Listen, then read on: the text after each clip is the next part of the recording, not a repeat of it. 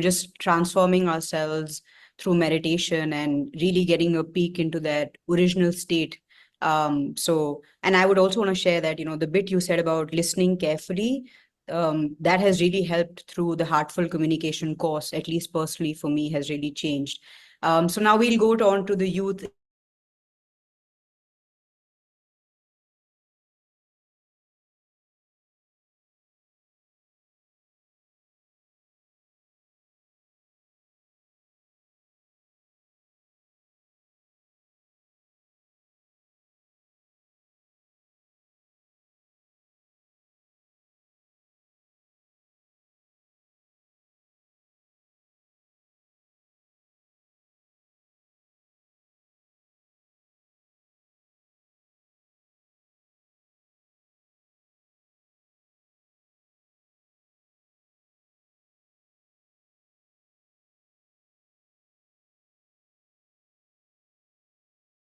Talks about balancing spiritual and material life.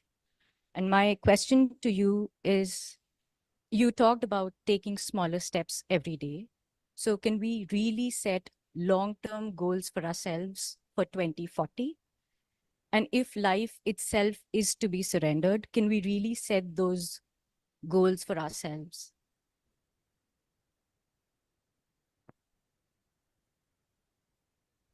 Long-term goals and short-term goals. That's what I understand from this. Smaller steps to short-term goals, longer steps, the futuristic, the future goal.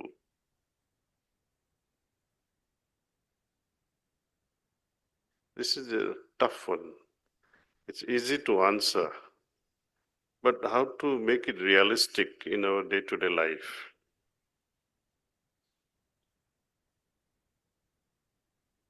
Babuji's statement,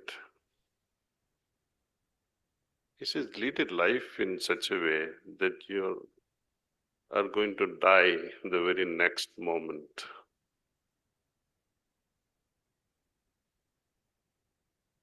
Lead a life in such a way, with such an attitude, that you may die the very next moment. Please meditate over this and see what it conveys to you. We have no other choice but to take one step at a time while keeping our highest goal in mind. And don't make this highest goal a theory or hypothesis. Highest goal is to be one with the ultimate, to merge in the ultimate. In Kabirji's word, it's like the raindrops falling in the ocean, becoming the ocean. Okay. Now I have to find the ways and means to fulfill that highest goal of my life. How am I, as a drop of water, can merge in the infinite ocean? I can merge in the infinite ocean of water, provided I myself has become like water. What if the oil drops falls in the ocean? They'll float forever. They can never merge in the ultimate. Though we are all surrounded by divinity outside and divinity within, yet there is so much of gap. इतना नजदीक है फिर भी तू इतना दूर है. And that is the frustration. That doesn't let us enjoy the true peace within. Because of this schism, because of this separation. Separation is at a mental level, at emotional level. Babuji once remarked, and I have heard him directly, and that was the most beautiful day of my life. That was in 1981 when he was visiting Ahmedabad on his way to South Africa. He was 82 years of age then, see. When our center in charge asked Babuji, Sri Rajgopalan, Babuji, do you have a message for our center? Babuji said in Urdu couplet कि राहे तलब में ऐसे बेखबर हो गए, राहे तलब में ऐसे बेखबर हो गए, मंजिल पे आके मंजिल को ढूंढते हैं. So indirectly he was saying, you're already there. Like the Astavakra Gita. Astavakra tells Janaka, you are already the absolute. Know for sure. Now when Astavakra talks like that, you are already a Brahman. And when people like Babuji Maharaj says, you're already there, it gives you a false impression that you have reached that. They can speak like that because they are speaking from that level. They are speaking from those heights.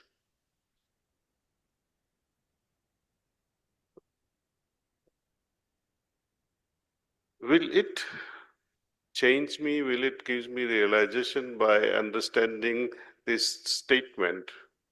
That don't be so disturbed on the path. Consider that you have already reached. This happens when you have absolute faith in the path. Your personal experiences conveys to you that whatsoever I have experienced so far will only be incremental, and one day I will be able to reach that. That itself brings you so much of solace and bliss that the path itself becomes your goal. Manzil pe aake manzil ko dhoondte means having come to this path, when we hang on to this path without any exit, you will reach your destination. And I have to keep moving every single day. Take your practice seriously. To me, when you are building a house, understand this example. Building a house, you put one brick at a time. The spiritual empire that we are building for ourselves, spiritual empire means collecting all those spiritual conditions and building a fortress around us or in us. When I meditate in the morning, it creates a very special spiritual state within me. I try to retain it. Imagine that as one block. You have installed it as a spiritual foundation. Next day you meditate, there is another block. Third day, another block. And this is how you build the wall of your spiritual empire. Imagine the day you don't meditate and that brick is not there. It will remain hollow. And many hollow things on your building wall, how can you have an empire? So, the smaller steps are so important, very important, while mentally remaining focused that yes, I have to keep moving forward towards the goal. The tragedy of spiritual path is, it makes you wonder. Though we understand what the path is, who the guide is, how the practice is, but the goal remains unknown to us. The final state, we don't have the inkling or the intuition of the final state. So Babaji calls it proceed towards unknown. He says, I appreciate all my associates. One sentence. Second, he says, proceed towards unknown. Destination is not far off. Remembrance is the instrument. Bless you all. So he has given the goal, the means. What else you want? People say, can you define the goal? When the goal itself is unknown, but I know the direction in which I am heading, the direction that makes me feel at peace, that gives me joy, that is my direction. Joy, the direction of the joy, peace, stillness, bliss, these are all the direction in which we are going. Moment you feel frustrated by any thought or action, refrain from it. That's your heart saying, don't do it. Moment the heart becomes heavier before you attempt to do anything, know for sure it's a sign. Your Atman, your soul does not want you to pursue that, whatever that act be.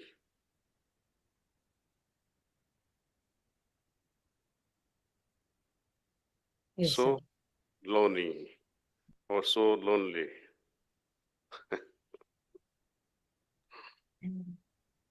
That was very profound. So, yeah, I mean, building our inner spiritual empire by putting one solid brick each day. That's amazing.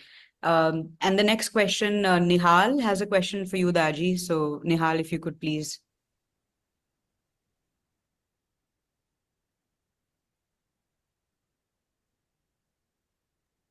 We can't hear you.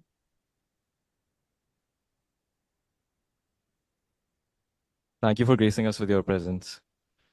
Taji, when I read Babuji's message in Reality at Dawn, his vision for the future, I can't help but relate that to the environmental crises we are heading towards. So, Taji, I want to ask you, what are your thoughts on climate change and what is your message to the youth regarding this?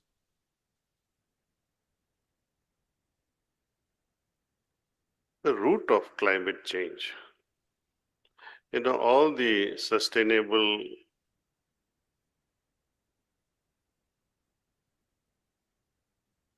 development goals by United Nations, SDGs, there are a number of them, 17 or so.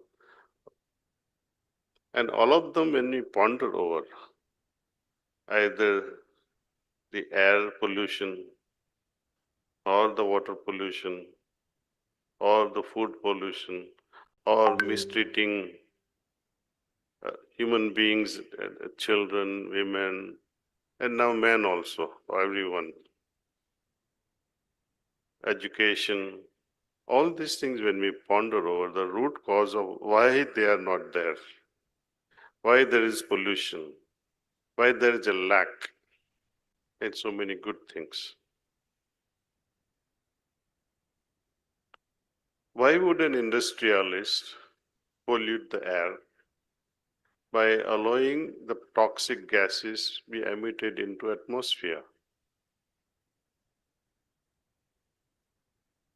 He can have some measures to curtail these toxic gases before they are released in the air, in the environment. Similarly, the effluents from the industries going into the bore wells before treating them and purify the water, or allowing it to be discharged in rivers and oceans. These are criminal acts. The root cause behind all this is greed. Mistreating others, individuals want to prevail upon others. Children, women, men, other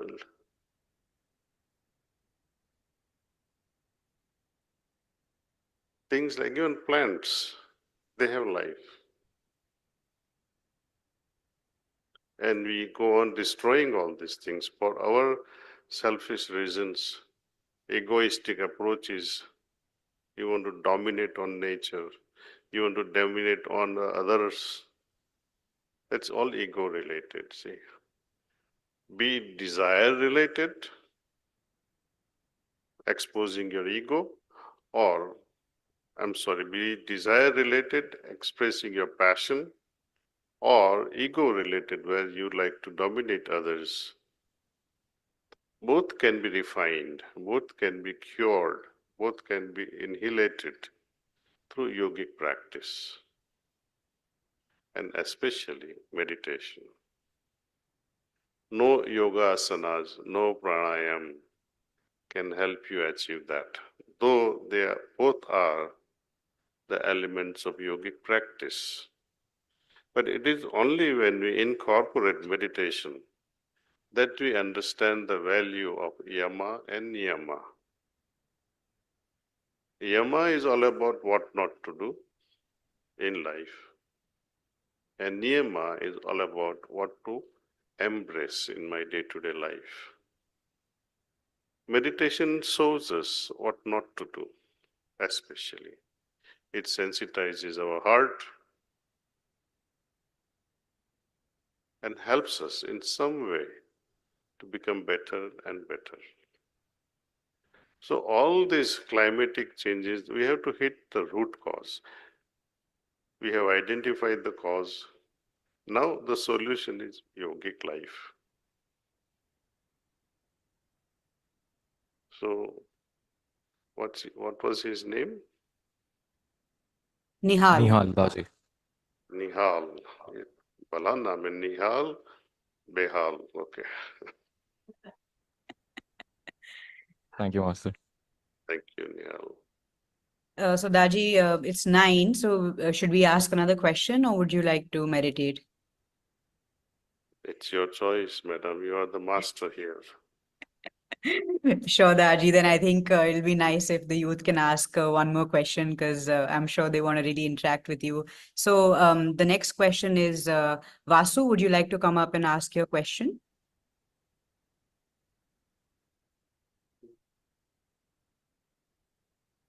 It'll also be nice, Vasu, if you can share for how long you've been practicing. It'll add some context. Pranam Daji. Thanks for talking with us. So I'm Vasu. I've been practicing for maybe about a year or so, but I'm a child of Sahaj Marg. So my parents have been, kind of practicing with me. My question is, how can we get better at detaching from the outcome? Better at what? Detaching from the outcome. Detaching from the outcome.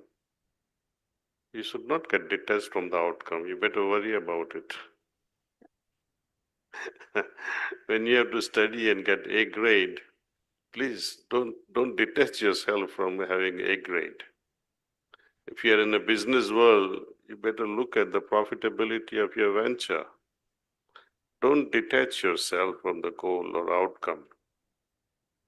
Only place where you can detach yourself from outcome is the spiritual goal. I'll explain this little by little. When we do recall sloka by Lord Krishna, he talks of karma. He says, karmanyavadhikaraste ma phaleshu kadachanam. Ma phaleshu is what you are talking. Don't pay attention to the outcome. He says, don't worry about the fruits of your action. But Lord Krishna was not so ignorant that when I am planting apples, I would expect apples. That's an outcome. Fruit of my action. I am planting something and I expect something to grow out of it. If I plant rice, I have to expect rice from it. If I have to travel to Atlanta, I had to fetch a plane. In order to have such a journey, I have to have money. I have to make arrangement how to make that money. So there is a lot involved in act before we can have the results of that action. Even himself, Lord Krishna, he had planned. He had the outcome of the entire Mahabharata. At the moment of birth itself, he said, I planned this. As soon as I was born, the entire Mahabharata. And a man who has already planned the outcome cannot be advising you not to also have the outcome of all your actions. But there is some level of misunderstanding in understanding Lord Krishna here. Lord Krishna says, Karmanyavadhikaraste. You have a right upon your actions. Ma phaleshu kadachanam. Never on the fruit of your actions. But do you think that would be the truth? I doubt it. In those days, karma meant only one thing. Karma meant Brahma Vidya. Anything you do in order to attain Brahma Vidya or the attainment of the highest was called karma. And whatsoever we do, we cannot demand from God, your beloved, that you must do this from me. Moment you demand something from your beloved, your beloved is no longer a beloved. It becomes a business deal. That I broke so many coconuts for you, my Lord. I did so many parikramas. You know, one of my friend who is here from Surat, he said, I walked 21 times today around the Yatra garden. I said, what a waste of time. Such rituals are useless. I did tilakam, I did deepam, I did so many things. And I have to have the results of it. You can't demand that from your beloved God. That is karma category. What you are asking, that should we not have the outcome in mind before we begin to act? It is related to shrama. Shram.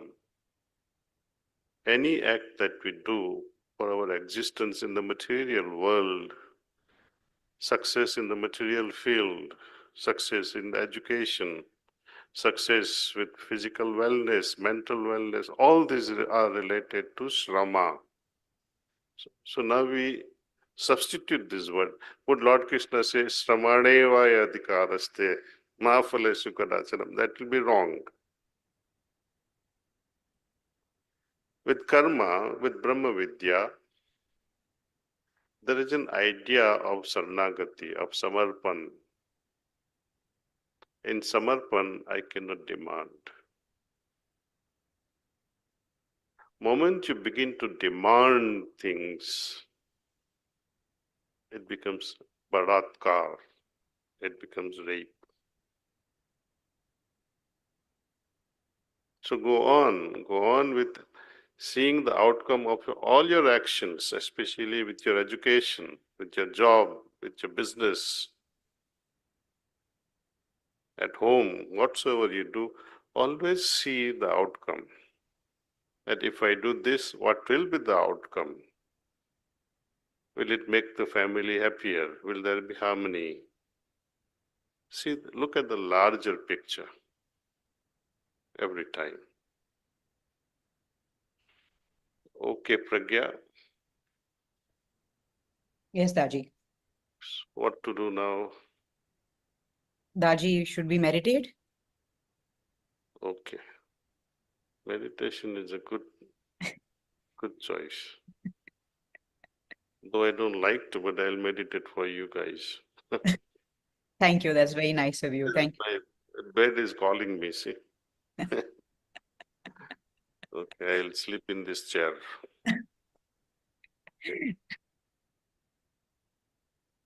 Please start meditation.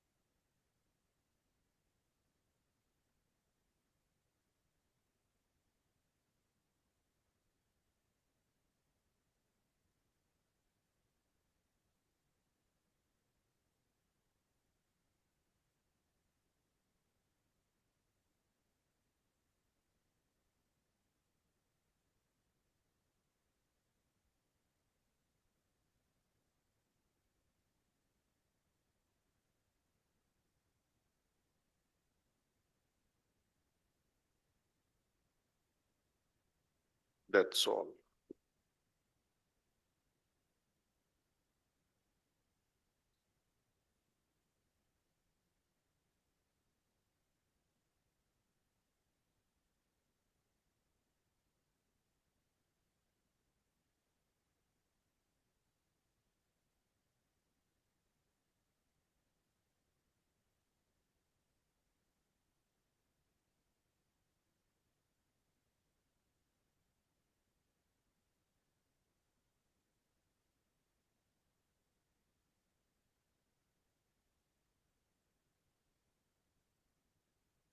Okay, all the best.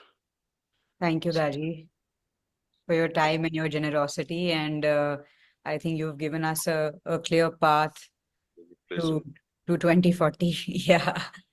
And I think many of the things you shared, Daji, we don't need to intellectualize because we have the privilege of having you as an embodiment of many of these truths. So thank you so much for that, and looking forward to seeing many of you during the Bhandara.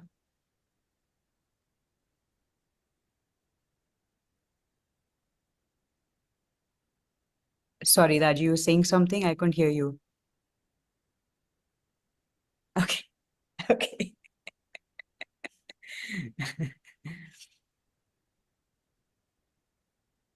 Bye.